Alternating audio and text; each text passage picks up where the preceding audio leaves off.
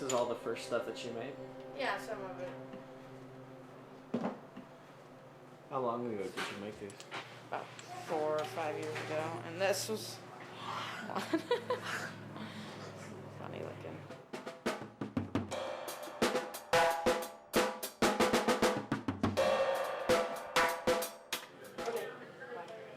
You can't take your medicine. No, you can't take it to prison. You can't take anything. So she's finding out about that. But she said just get refills on all my stuff if they're refillable and just take them with me. And then what do you do when you get up there? How do you get your medicine? I don't know. I guess I'll find out. I made this and I hung it over the big calendar we had in our bedroom. They and me cross off the day when we go to bed every night, and they're like, so it was more reality for me. And then I drew. When I made it, I was mad. I was like, I have to go to jail. So I put the 3 behind bars. And then I told my kids, look, this many days, you know. Do you think they get it now? Oh, yeah. They do. But their whole life's been crazy, so they can be kids still doing crazy stuff, you know.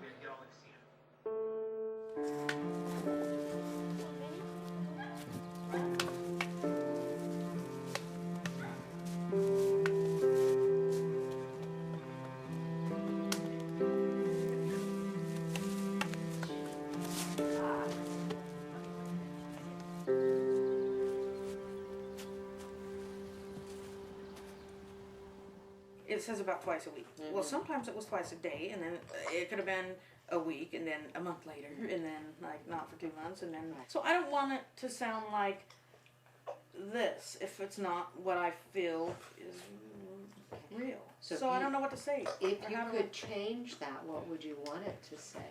Because I'm getting that integrity is really important to you. It is. Who wants to start? No, you're starting. Brother?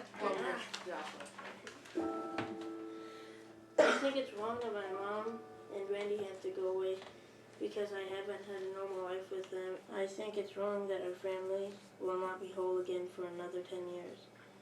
Then I will already be an adult. Chapter 3. Aaron has 2 different sides, Jekyll and Hyde. When he is Jekyll, he is around his friends and his brother's mother. Hyde was around my bro's mom and me. It was scary to watch Aaron hit Randy because he was the biggest out of all of us.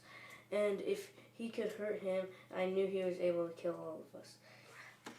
I know the hidden stuff started with my dad before preschool because in preschool I told one of my teachers that when I got big enough I would kill my dad. You can have someone else read it. No, it's fine. We never got to call each other up to just go out for lunch or go on shopping trips or go to the movies or anything like that. And after the death of Aaron, all the kids are totally different. It's kind of like they were like old men, and now they reverted back to little kids. I don't know how to explain it. It's just sad. Well, and what you and Donna and the other extended family members have is a lot of guilt.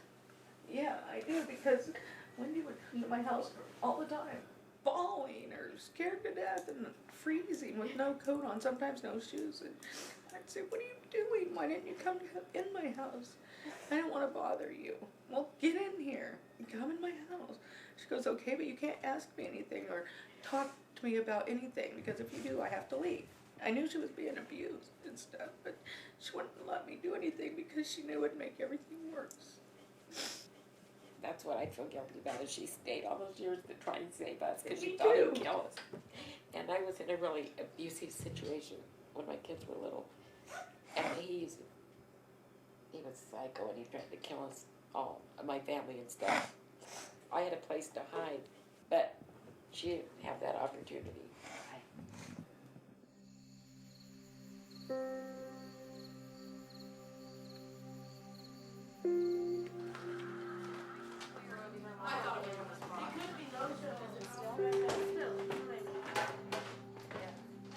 You'll probably see a zombie on the front. You should show them some of the. I gave. Look, can I see this one? Oh yeah, those you did. That's Randy on the right. Yeah. Randy, Tyler, Marshall, or Joshua.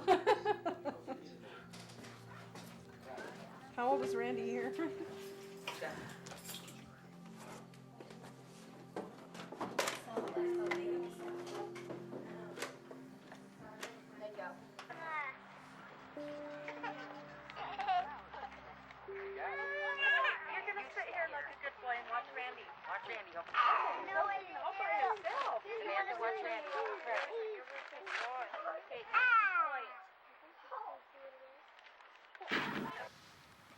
How old are you today, Randy? 5. 5, huh? Little pigs does a first left. Not by hair, my teeny tin tin. So I'm buffing, don't roll soon. So I'm buffing, I'm blowing out soon.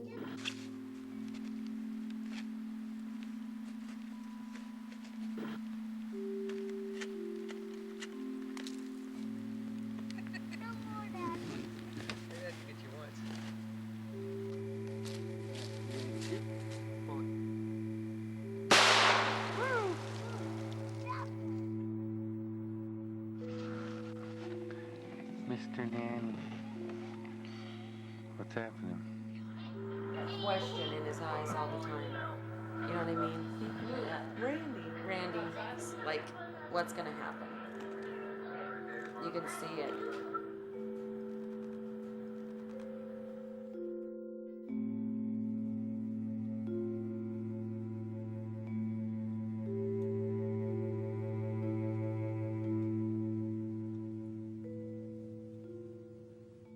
Yeah, okay. I remember one time when I was like, this is way a long time ago, I don't even know how old I was, but I just remember I was sitting in my room and my dad was outside yelling at my mom in the hallway.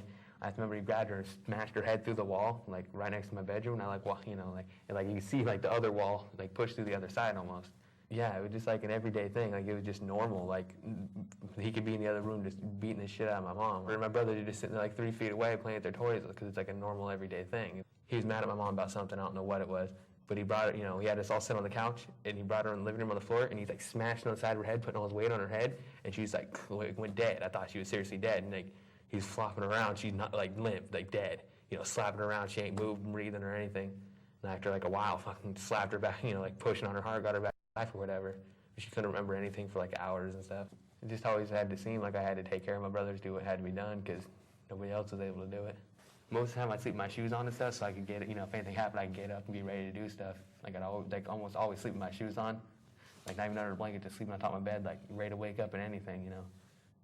They knew, but like sometimes my cousins and stuff would try and ask me about it, but I'd just say like, no, I can't get it, you know, I can't say anything, you know. Because the fear of what he says all the time.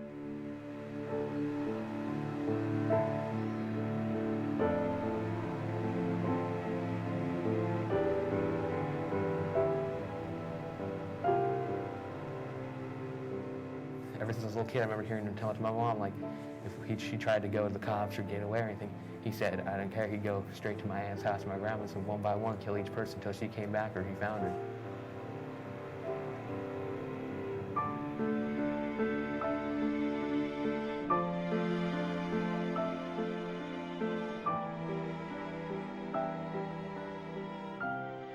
There was numerous times that we saw her running away with blood on her, him dragging her across the gravel.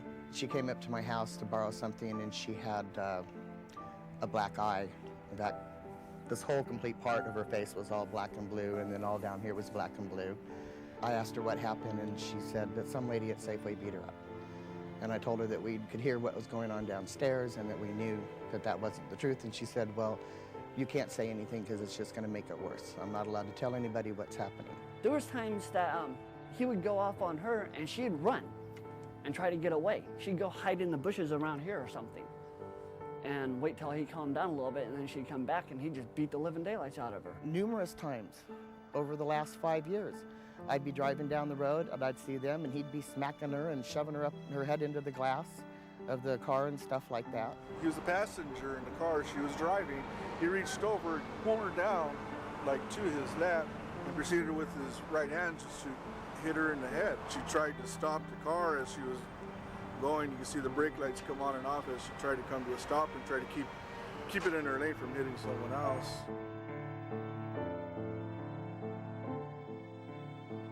Over the years, it got to be every day, sometimes, 2 or 3 times a day. Sometimes it'd happen, from like 5 o'clock in the morning, it'd be all day long, all night long. It came down to the point where it was either her life or his life, and she was protecting herself and protecting her children. Because once he started beating on the children, I mean, any mother in her right mind is going to protect her children.